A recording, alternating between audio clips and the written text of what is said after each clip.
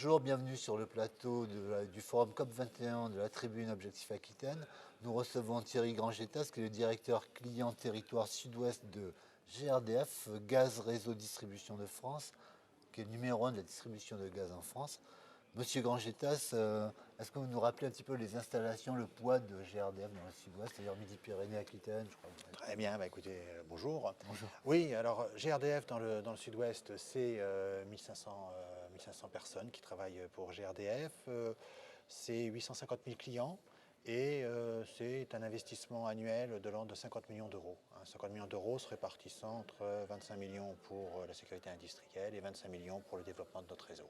D'accord, oui, c'est quand même considérable au niveau du développement du réseau, c'est significatif. C'est significatif, nous avons la chance d'être dans une région où il y a du développement, je pense en particulier à toute la côte atlantique, aux alentours de Toulouse, et donc effectivement, nous sommes plutôt en croissance, nous gagnons tous les ans entre 6 à 8 000 clients nouveaux dans le gaz, Oui, dans le réseau de gaz. très dynamique, marché dynamique. Marché dynamique. Voilà. Alors, le gaz est traditionnellement considéré comme une énergie fossile. Enfin, il y a une nouvelle vision qui se développe maintenant, à laquelle apparemment vous n'êtes pas étranger quand même, et qui remet en perspective un petit peu cette énergie, quoi. Enfin, Oui, tout à fait. D'abord, quand on dit que c'est une énergie fossile, certes c'est une énergie fossile, mais c'est une énergie aussi qui répond, ou qui peut en tout cas faire servir de transition à d'autres énergies qui sont quelque part encore plus fossiles.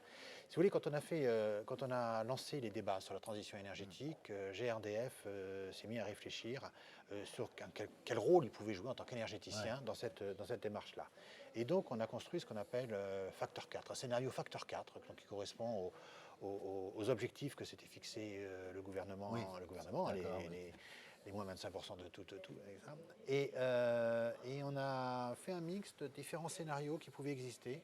L'ADEME a fait des scénarios, vous aviez EcoWatt qui a fait aussi des scénarios, donc aussi bien des institutions que des ONG.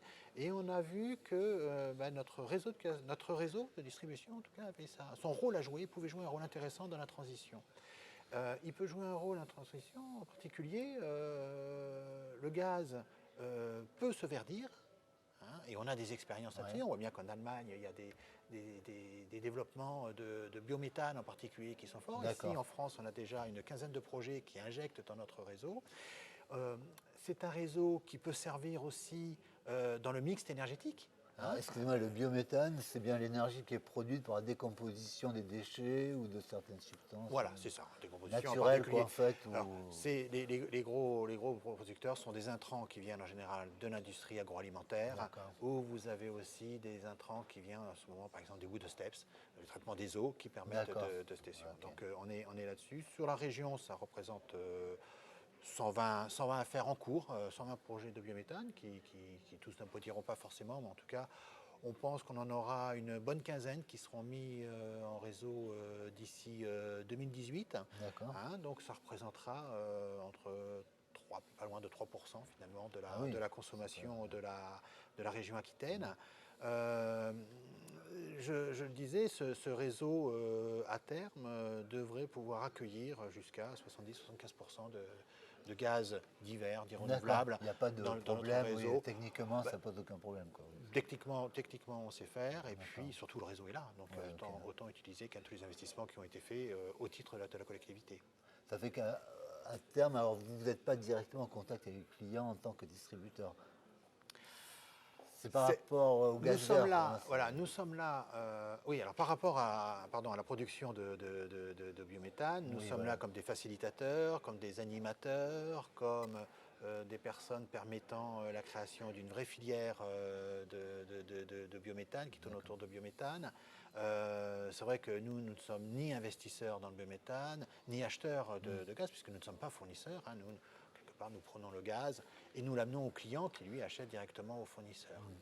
Vous essayez d'aider quand même à la diversification. On est convaincu que notre rôle, finalement historique, j'allais dire quasiment de service public, d'accompagnement des projets territoriaux, peut être important. Nous avons reconnu en tant qu'experts du gaz. Nous sommes reconnus pour notre professionnalisme, nous sommes reconnus aussi pour la qualité des conseils que nous pouvons donner aux collectivités locales en particulier ou aux aménageurs, Ouais, qui c'est veut vrai être un que- peu plus ouais, large. tout à fait. Et donc on se dit à ce titre-là, on a notre rôle à jouer et on peut aider des projets territoriaux à se mettre en œuvre.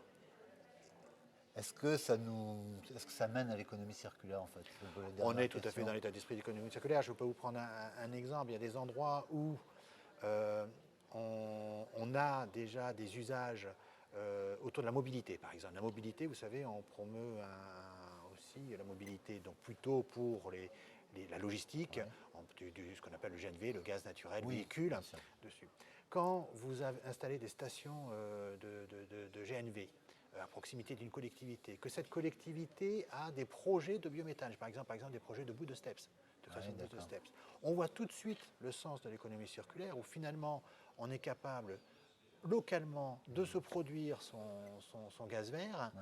à usage de sa propre mobilité. Ouais, d'accord. Voilà. Et là, on commence à donner du sens à ce qu'on appelle, ce que j'appelle moi, l'aménagement des territoires, le soutien à l'économie circulaire. Très bien. Monsieur Grangita, je vous remercie beaucoup d'être venu sur notre plateau. Je vous dis à très bientôt. puisque Très bien. bon, Je vous remercie GRDF est un beaucoup. acteur majeur. Merci à vous. Voilà. Au revoir.